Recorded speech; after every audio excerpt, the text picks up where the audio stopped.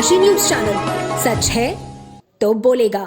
गाजीपुर में भाजपा महिला मोर्चा ने राष्ट्रीय एकता और देशभक्ति को उजागर करते हुए एक विशेष तिरंगा यात्रा का आयोजन किया।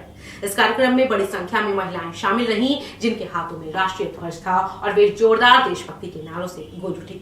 यात्रा की शुरुआत आमघाट गांधी पार्क से हुई और यह कोतवाली, मिश्र बाजार, विश्वेश्वरगंज, सकलेनाबाद होते हुए लंका मैदान तक पहुंची। कार्यक्रम में मुख्य अतिथि राज्यसभा सांसद डॉक्टर संगीता बलवंत ने कहा कि भारत के वीर योद्धाओं का शौर्य और पराक्रम सदियों पुराना है। उन्होंने पाकिस्तान द्वारा बढ़ाई जा रही आतंकवादी गतिविधियों की कड़ी निंदा करते हुए कहा कि भारत ने हर बार उनका मुंह तोड़ जवाब दिया है। यात्रा के दौरान महिलाओं ने भारत माता की जय और हम भारत की नारी हैं, फूल नहीं चिंगारी हैं जैसे उद्घोष लगाते हुए देशभक्ति का परिचय दिया। इस तिरंगा यात्रा के दौरान एक प्रतीकात्मक पाकिस्तान और तुर्की की शव यात्रा भी निकाली गई, जिसे लंका मैदान पहुंचकर महिला मोर्चा के सदस्यों ने दफनाया। इस कार्यक्रम के माध्यम से महिला मोर्चा ने आतंकवाद और कट्टरता के खिलाफ कड़ा संदेश दिया। देखिए, हमारा पूरा हिंदुस्तान शौर्य और पराक्रम की गाथाओं से भरा पड़ा है। जब भी जरूरत होती है, महिलाओं ने भी अपने वीरता का प्रदर्शन किया है इस देश में। और अभी हाल ही में पाकिस्तान ने जो आतंकवादी हमला किया भारत पे, निर्दोषों की हत्याएं की, ऐसे में पूरे भारत का खून खौल उठा।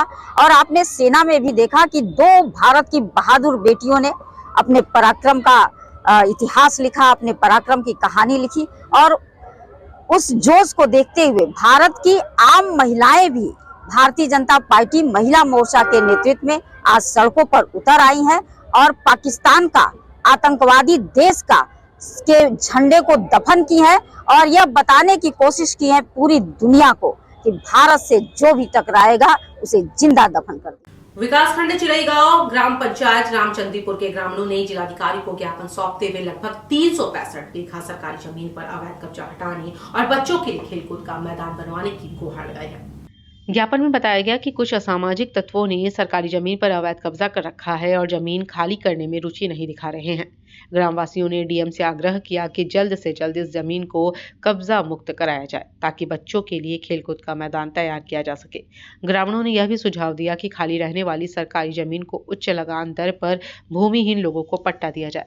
इससे भूमिहीनों को जमीन मिलने के साथ ही सरकार को सालाना 6 से 8 लाख रुपए तक का लगान प्राप्त होगा। इस राशि को ग्राम सभा के बैंक खाते में जमा कर ग्राम विकास कार्यों में उपयोग किया जाएगा। ज्ञापन में यह भी कहा गया कि इससे न केवल सरकारी जमीन का दुरुपयोग रुकेगा, बल्कि भविष्य में किसी भी विकास कार्य के लिए जमीन उपलब्ध होगी और शासनादेशों का पालन भी सुनिश्चित होगा। यहाँ पर आए हैं ग्राम सभा में कुछ अवैध सरकारी जमीन है जो अवैध रूप से कब्जा की गई है, जो गरीबों को पट्टा करने के संबंध में आए हैं। स्कूल, विद्यालय और रोड रास्ता के लिए जो है एक सुरक्षित रखा जाए, सरकारी निर्माण कार्य के लिए। कौन भूमि पे कौन किसका कब्जा है? वहाँ के काश्तकारों का कब्जा है। और आप लोग को क्या परेशानियाँ है कि आप लोग यहाँ पर?